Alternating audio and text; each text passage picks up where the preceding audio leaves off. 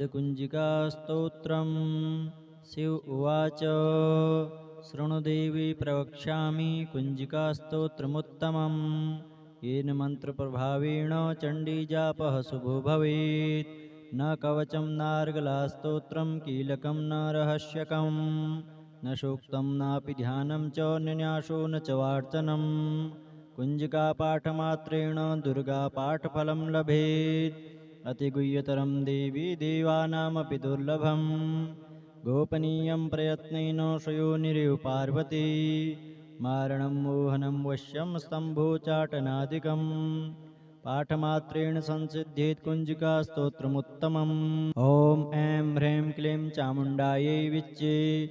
ॐ ग्लौं हूं क्लीं जुं सः। ज्वालय ज्वालय ज्वल ज्वल प्रज्वल प्रज्वल। ऐं ह्रीं क्लीं चामुण्डायै विच्चे। ज्वल हं सं लं छं फट् स्वाहा। नमस्ते रुद्ररूपिण्यै नमस्ते मधुमर्दिनी। नमः कैटभहारिण्यै नमस्ते महिषार्दिनी। नमस्ते शुम्भहन्त्र्यै च निशुम्भासुरघातिनी। जागृतं हि महादेवी जपं सिद्धं कुरुष्व मे। ऐंकारी सृष्टिरूपायै ह्रीङ्कारी प्रतिपालिका। क्लीङ्कारी कामरूपिण्यै बीजरूपे नमोऽस्तु ते। चामुण्डा चण्डघाती च येकारी वरदायिनी। विच्चे च भयदा नित्यं नमस्ते मन्त्ररूपिणी। धां धीं धूं धूर्जटेः पत्नी वां वीं ऊं वागधीश्वरी। क्रां क्रीं क्रूं कालिका देवी सां सीं सुं मे शुभं कुरु। हुं हुं हुंकाररूपिण्यै जं जं जं जम्बनादिनी। ह्रां भ्रीं भ्रूं भैरवी भद्रे भवान्यै ते नमो नमः। अं कं चं टं तं पं यं सं वीं दुं ऐं वीं हं सं। धियाग्रं धियाग्रं त्रोटय त्रोटय दीप्तं कुरु कुरु स्वाहा। पां पीं पुं पार्वती पूर्णा खां खीं खुं खीचरी तथा। शां शीं शुं सप्तशती देव्या मन्त्रसिद्धिं कुरुष्व मे। इदं तु कुञ्जिकास्तोत्रं मन्त्रजागर्ति हेतवे। अभक्तेनैव दातव्यं गोपितं रक्ष पार्वती। यस्तु कुञ्जिकया देवी हीनां सप्तशतीं पठेत्। न तस्य जायते सिद्धि अरण्ये रोदनं यथा। श्रीरुद्रयामले गौरीतन्त्रे शिवपार्वतीसंवादे कुञ्जिकास्तोत्रम्। ॐ श्रीदुर्गायै नमः। शिव उवाच शृणुदेवी प्रवक्ष्यामि कुञ्जिकास्तोत्रमुत्तमम्। येन मन्त्रप्रभावेण चण्डीजापः शुभो भवेत्। न कवचं नार्गलास्तोत्रं कीलकं न रहस्यकं। न सूक्तं नापि ध्यानं च निन्यासो न च वार्चनं। कुञ्जिकापाठमात्रेण दुर्गापाठफलं लभेत्। अतिगुह्यतरं देवी देवानामपि दुर्लभम्। गोपनीयं प्रयत्नेन स्वयोनिरिव पार्वती। मारणं मोहनं वश्यं स्तम्भोच्चाटनादिकम्। पाठमात्रेण संसिद्ध्येत् कुञ्जिकास्तोत्रमुत्तमम्। ॐ ऐं ह्रीं क्लीं चामुण्डायै विच्चे। ॐ ग्लौं हूं क्लीं जुं सः। ज्वालय ज्वालय ज्वल ज्वल प्रज्वल प्रज्वल। ऐं ह्रीं क्लीं चामुण्डायै विच्चे। ज्वल हं सं लं छं फट् स्वाहा। नमस्ते रुद्ररूपिण्यै नमस्ते मधुमर्दिनी। नमः कैटभहारिण्यै नमस्ते महिषार्दिनी। नमस्ते शुम्भहन्त्र्यै च निशुम्भासुरघातिनी। जागृतं हि महादेवी जपं सिद्धं कुरुष्व मे। ऐंकारी सृष्टिरूपायै ह्रीङ्कारी प्रतिपालिका। क्लीङ्कारी कामरूपिण्यै बीजरूपे नमोऽस्तु ते। चामुण्डा चण्डघाती च येकारी वरदायिनी। विच्चे च भयदा नित्यं नमस्ते मन्त्ररूपिणी। धां धीं धूं धूर्जटेः पत्नी वां वीं ऊं वागधीश्वरी। क्रां क्रीं क्रूं कालिका देवी सां सीं सुं मे शुभं कुरु।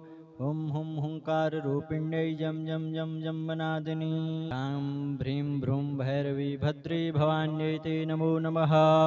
अं कं चं टं तं पं यं सं वीं दुं ऐं वीं हं सं।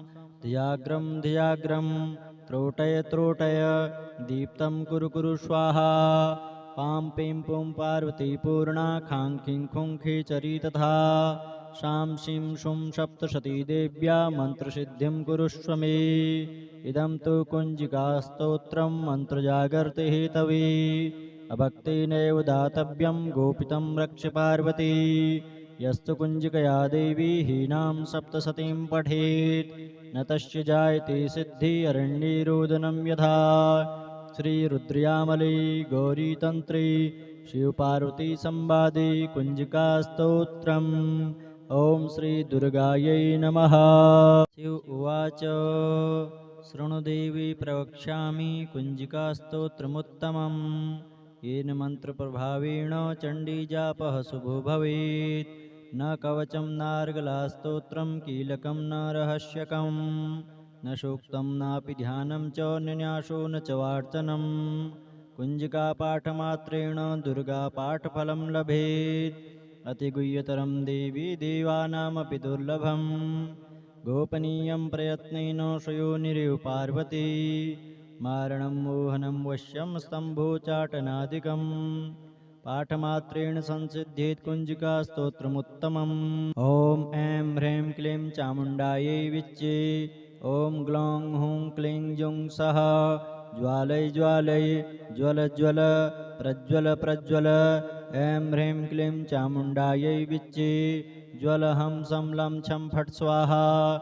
नमस्ते रुद्ररूपिण्यै नमस्ते मधुमर्दिनी। नमः कैटभहारिण्यै नमस्ते महिषार्दिनी। नमस्ते शुम्भहन्त्र्यै च निशुम्भासुरघातिनी। जागृतं हि महादेवी जपं सिद्धं कुरुष्व मे। ऐंकारी सृष्टिरूपायै ह्रीङ्कारी प्रतिपालिका। क्लीङ्कारी कामरूपिण्यै बीजरूपे नमोऽस्तु ते। चामुण्डा चण्डघाती च येकारी वरदायिनी। विच्चे चाभयदा नित्यं नमस्ते मन्त्ररूपिणी। धां धीं धूं धूर्जटेः पत्नी वां वीं ऊं वागधीश्वरी। क्रां क्रीं क्रूं कालिका देवी सां सीं सुं मे शुभं कुरु।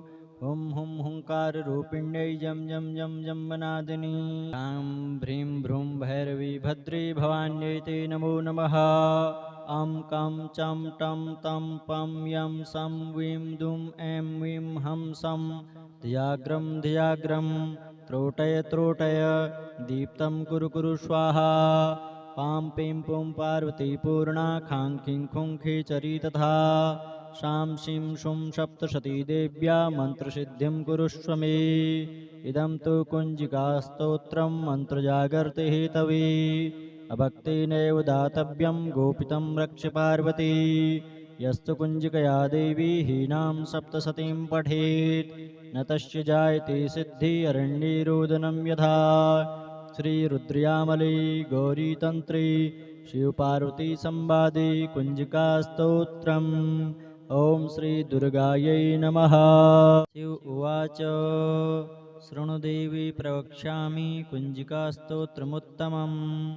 येन मन्त्रप्रभावेण चण्डीजापः शुभो भवेत्। न कवचं नार्गलास्तोत्रं कीलकं न रहस्यकं न सूक्तं नापि ध्यानं च न्यासो न च वार्चनं। कुञ्जिकापाठमात्रेण दुर्गापाठफलं लभेत्। अतिगुह्यतरं देवी देवानामपि दुर्लभम्।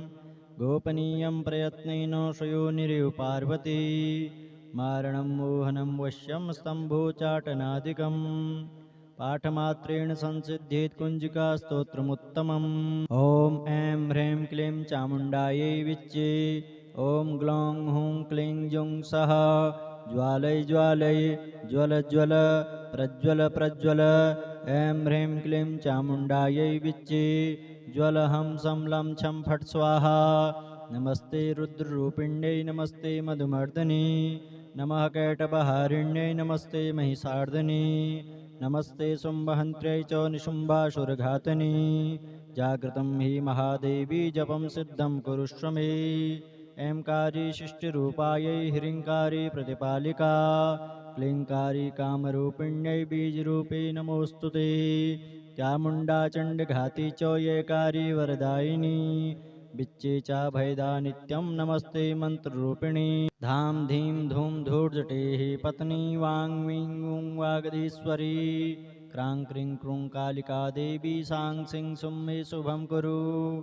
हुं हुं हुङ्काररूपिण्यै जं जं जं जम्बनादिनी ह्रां भ्रीं भ्रूं भैरवी भद्री भवान्यै ते नमो नमः अं कं चं टं तं पं यं सं वीं दुं ऐं वीं हं सं धियाग्रं धियाग्रं त्रोटय त्रोटय दीप्तं कुरु कुरु स्वाहा पां पीं पुं पार्वती पूर्णा खां खीं खुं खीचरी तथा शां शीं शुं सप्तशती देव्या मन्त्रसिद्धिं कुरुष्व मे इदं तु कुञ्जिकास्तोत्रं मन्त्रजागर्ति हेतवे अभक्तेनैव दातव्यं गोपितं रक्ष पार्वती यस्तु कुञ्जिकया देवी हीनां सप्तशतीं पठेत् न तस्य जायते सिद्धि अरण्ये रोदनं यथा श्रीरुद्रयामले गौरीतन्त्रे शिवपार्वती संवादे कुञ्जिकास्तोत्रम् ॐ श्रीदुर्गायै नमः।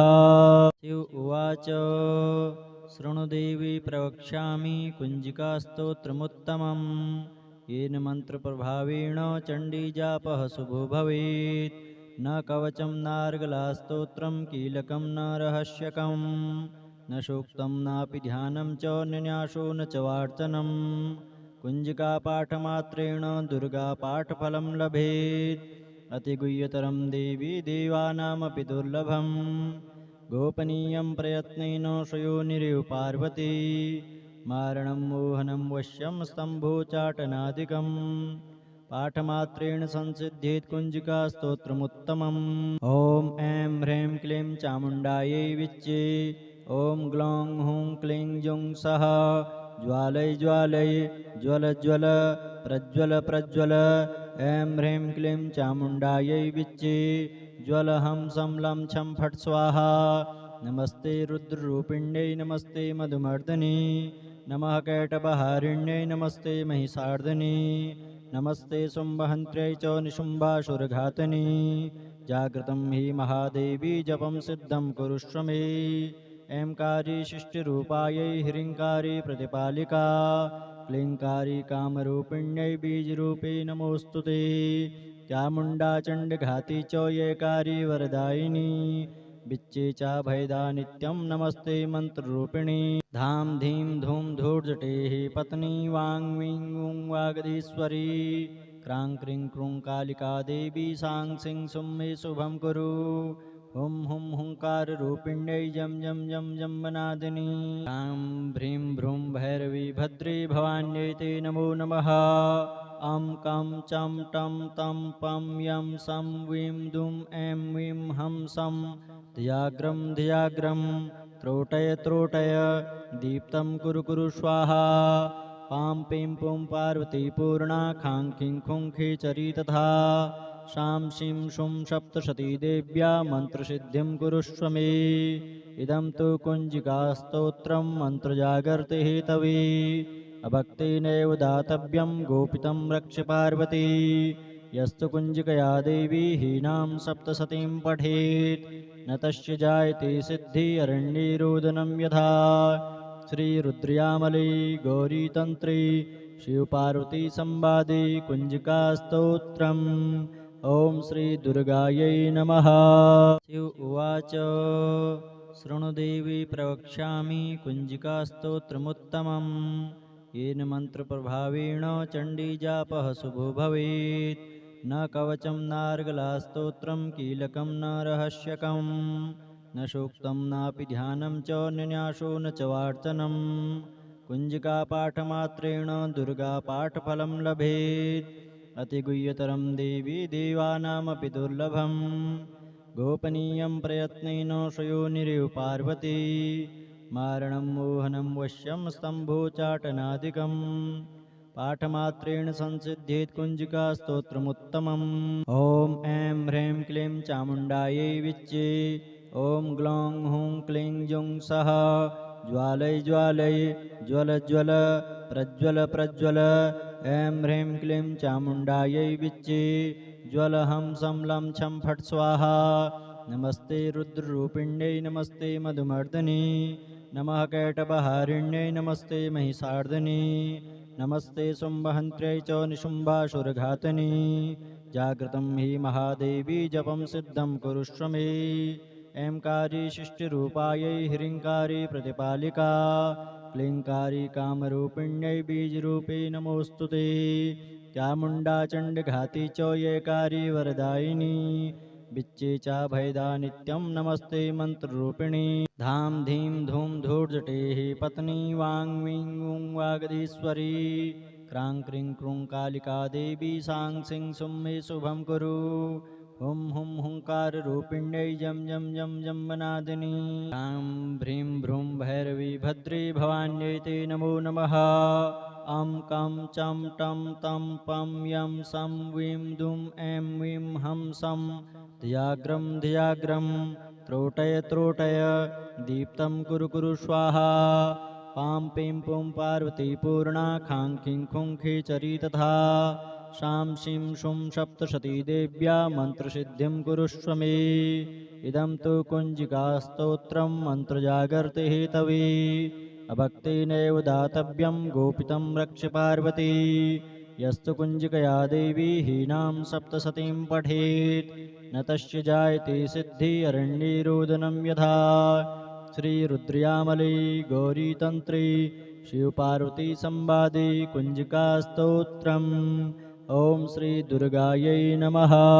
शिव उवाच शृणुदेवी प्रवक्ष्यामि कुञ्जिकास्तोत्रमुत्तमम् येन मन्त्रप्रभावेण चण्डीजापः शुभो भवेत् न कवचं नार्गलास्तोत्रं कीलकं न रहस्यकं न सूक्तं नापि ध्यानं च निन्यासो न च वार्चनं कुञ्जिकापाठमात्रेण दुर्गापाठफलं लभेत् अतिगुह्यतरं देवी देवानामपि दुर्लभं गोपनीयं प्रयत्नेन स्वयोनिरिव पार्वती मारणं मोहनं वश्यं स्तम्भोच्चाटनादिकं पाठमात्रेण संसिद्ध्येत् कुञ्जिकास्तोत्रमुत्तमम् ॐ ऐं ह्रीं क्लीं चामुण्डायै विच्चे ॐ ग्लौं हूं क्लीं जुं सः ज्वालय ज्वालय ज्वल ज्वल प्रज्वल प्रज्वल ऐं ह्रीं क्लीं चामुण्डायै विच्चे ज्वल हं सं लं छं फट् स्वाहा नमस्ते रुद्ररूपिण्यै नमस्ते मधुमर्दिनी नमः कैटभहारिण्यै नमस्ते महिषार्दिनी नमस्ते शुम्भहन्त्र्यै च निशुम्भासुरघातिनी जागृतं हि महादेवी जपं सिद्धं कुरुष्व मे ऐंकारी शिष्टिरूपायै ह्रीङ्कारी प्रतिपालिका क्लीङ्कारी कामरूपिण्यै बीजरूपे नमोऽस्तु ते चामुण्डा चण्डघाती च येकारी वरदायिनी बिच्चे च भयदा नित्यं नमस्ते मन्त्ररूपिणी धाम धीं धूम धूर्जटेः पत्नी वां वीं ऊं वागधीश्वरी क्रां क्रीं क्रूं कालिका देवी सां सिं सुं मे शुभं कुरु हुं हुं हुंकाररूपिण्यै जं जं जं जम्बनादिनी ह्रां भ्रीं भ्रूं भैरवी भद्रे भवान्यै ते नमो नमः अं कं चं टं तं पं यं सं वीं दुं ऐं वीं हं सं धियाग्रं त्रोटय त्रोटय दीप्तं कुरु कुरु स्वाहा पां पीं पुं पार्वती पूर्णा खां खीं खुं खीचरी तथा शां शीं शुं सप्तशती देव्या मन्त्रसिद्धिं कुरुष्व मे इदं तु कुञ्जिकास्तोत्रं मन्त्रजागर्ति हेतवे अभक्तेनैव दातव्यं गोपितं रक्ष पार्वती यस्तु कुञ्जिकया देवी हीनां सप्तशतीं पठेत् न तस्य जायते सिद्धि अरण्यरोदनं यथा श्रीरुद्रयामले गौरीतन्त्रे शिवपार्वतीसंवादे कुञ्जिकास्तोत्रम् ॐ श्रीदुर्गायै नमः। शिव उवाच शृणुदेवी प्रवक्ष्यामि कुञ्जिकास्तोत्रमुत्तमम् येन मन्त्रप्रभावेण चण्डीजापः शुभो भवेत् न कवचं नार्गलास्तोत्रं कीलकं न रहस्यकं न सूक्तं नापि ध्यानं च निन्यासो न च वार्चनं कुञ्जिकापाठमात्रेण दुर्गापाठफलं लभेत् अतिगुह्यतरं देवी देवानामपि दुर्लभं गोपनीयं प्रयत्नेन स्वयोनिरिव पार्वती मारणं मोहनं वश्यं स्तम्भोच्चाटनादिकं पाठमात्रेण संसिद्ध्येत् कुञ्जिकास्तोत्रमुत्तमम् ॐ ऐं ह्रीं क्लीं चामुण्डायै विच्चे ॐ ग्लौं हूं क्लीं जुं सः ज्वालय ज्वालय ज्वल ज्वल प्रज्वल प्रज्वल ऐं ह्रीं क्लीं चामुण्डायै विच्चे ज्वल हं सं लं छं फट् स्वाहा। नमस्ते रुद्ररूपिण्यै नमस्ते मधुमर्दिनी नमः कैटभहारिण्यै नमस्ते महिषार्दिनी नमस्ते शुम्भहन्त्र्यै च निशुम्भासुरघातिनी। जागृतं हि महादेवी जपं सिद्धं कुरुष्व मे। ऐंकारी शिष्टिरूपायै ह्रीङ्कारी प्रतिपालिका क्लीङ्कारी कामरूपिण्यै बीजरूपे नमोऽस्तु ते। चामुण्डा चण्डघाती च येकारी वरदायिनी बिच्चे च भयदा नित्यं नमस्ते मन्त्ररूपिणी। धां धीं धूं धूर्जटेः पत्नी वां वीं ऊं वागधीश्वरी क्रां क्रीं क्रूं कालिका देवी सां सिं सुं मे शुभं कुरु। हुं हुं हुंकाररूपिण्यै जं जं जं जम्बनादिनी ह्रां भ्रीं भ्रूं भैरवी भद्रे भवान्यै ते नमो नमः। अं कं चं टं तं पं यं सं वीं दुं ऐं वीं हं सं धियाग्रं धियाग्रं त्रोटय त्रोटय दीप्तं कुरु कुरु स्वाहा। पां पीं पुं पार्वती पूर्णा खां खीं खुं खेचरी तथा शां शीं शुं सप्तशती देव्या मन्त्रसिद्धिं कुरुष्व मे। इदं तु कुञ्जिकास्तोत्रं मन्त्रजागर्ति हेतवे अभक्तेनैव दातव्यं गोपितं रक्ष पार्वती। यस्तु कुञ्जिकया देवी हीनां सप्तशतीं पठेत् न तस्य जायते सिद्धि अरण्ये रोदनं यथा। श्रीरुद्रयामले गौरीतन्त्रे शिवपार्वती संवादे कुञ्जिकास्तोत्रम्। ॐ श्रीदुर्गायै नमः। शिव उवाच शृणु देवी प्रवक्ष्यामि कुञ्जिकास्तोत्रमुत्तमम् येन मन्त्रप्रभावेण चण्डीजापः शुभो भवेत्। न कवचं नार्गलास्तोत्रं कीलकं न रहस्यकं न सूक्तं नापि ध्यानं च न्यासो न च वार्चनं। कुञ्जिकापाठमात्रेण दुर्गापाठफलं लभेत् अतिगुह्यतरं देवी देवानामपि दुर्लभं। गोपनीयं प्रयत्नेन स्वयोनिरेव पार्वती मारणं मोहनं वश्यं स्तम्भोच्चाटनादिकं पाठमात्रेण संसिद्ध्येत् कुञ्जिकास्तोत्रमुत्तमम्। ॐ ऐं ह्रीं क्लीं चामुण्डायै विच्चे ॐ ग्लौं हूं क्लीं जुं सः ज्वालय ज्वालय ज्वल ज्वल प्रज्वल प्रज्वल ऐं ह्रीं क्लीं चामुण्डायै विच्चे ज्वल हं सं लं छं फट् स्वाहा।